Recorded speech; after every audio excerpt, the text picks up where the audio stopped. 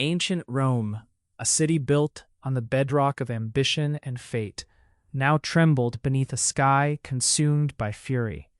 A storm, unlike any in living memory, descended upon the Republic, whispering of change, or perhaps of ruin.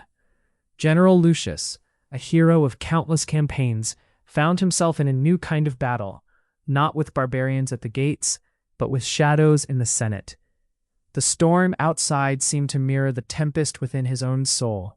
For weeks, whispers of dissent and corruption had slithered through the city. Senator Varro, a man whose ambition knew no bounds, was gathering power, threatening to dismantle the very foundations Lucius had fought to protect. Rome is a ship adrift, Varro at the helm, steering towards rocks. In the sacred heart of Rome, Anya, a vestal whose life was bound to the eternal flame, observed the omen. The sacred fire, usually unwavering, danced with a frantic energy, mirroring the chaos engulfing the city. A frantic knock shattered the quietude of Lucius's study. A messenger, battered by the storm, delivered a parchment bearing news that would twist the general's gut with a cold dread. General, urgent news from the north. A betrayal. Varro's hand is everywhere, the messenger said, his voice strained. The words on the scroll painted a grim picture, a provincial rebellion, meticulously orchestrated, designed to weaken Rome and elevate Varro.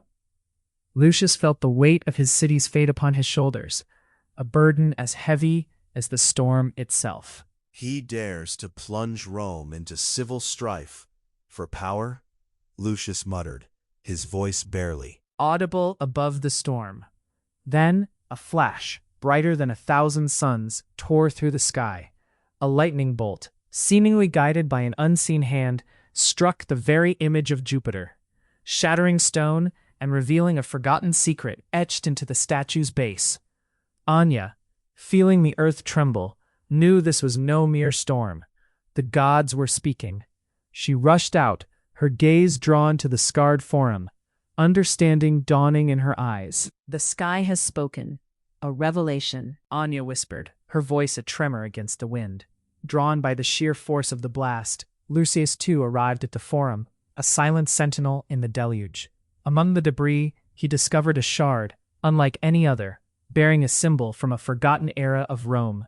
The symbol, a serpent devouring the fasces, Rome's ancient emblem of authority, was a stark warning.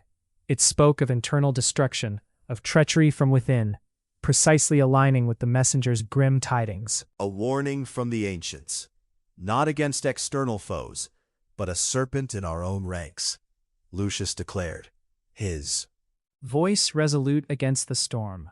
Unaware of the celestial pronouncements, Senator Varro reveled in his imagined triumph.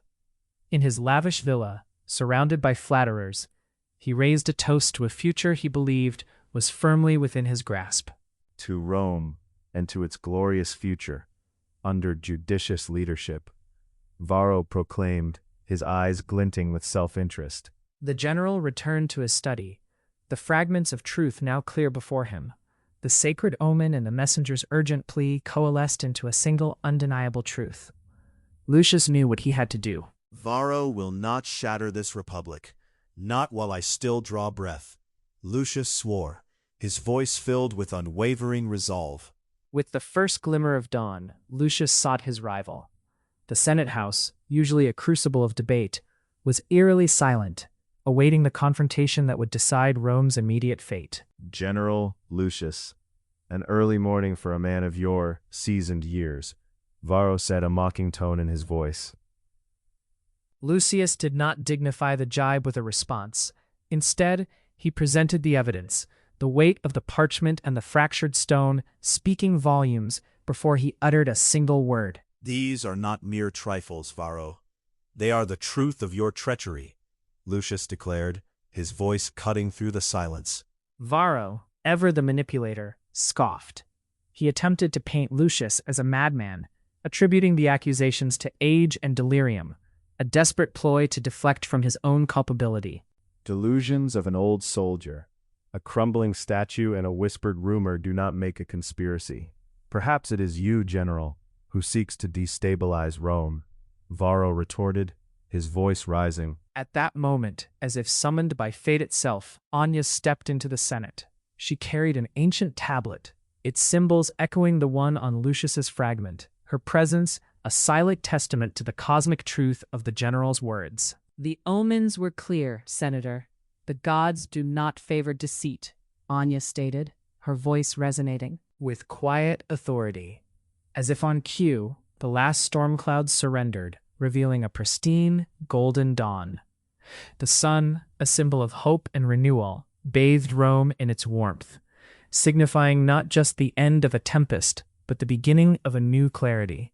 Anya's quiet certainty, coupled with Lucius's tangible evidence, shattered Varro's carefully constructed facade. The whispers of the newly arrived senators turned to murmurs of agreement, his influence dissolving like mist in the morning sun. The Republic demands honesty, Varro, not ambition cloaked in betrayal, Lucius declared. His voice ringing with vindicated authority. Varro's schemes crumbled. Stripped of his power and influence, he was led away, his grand ambitions reduced to dust.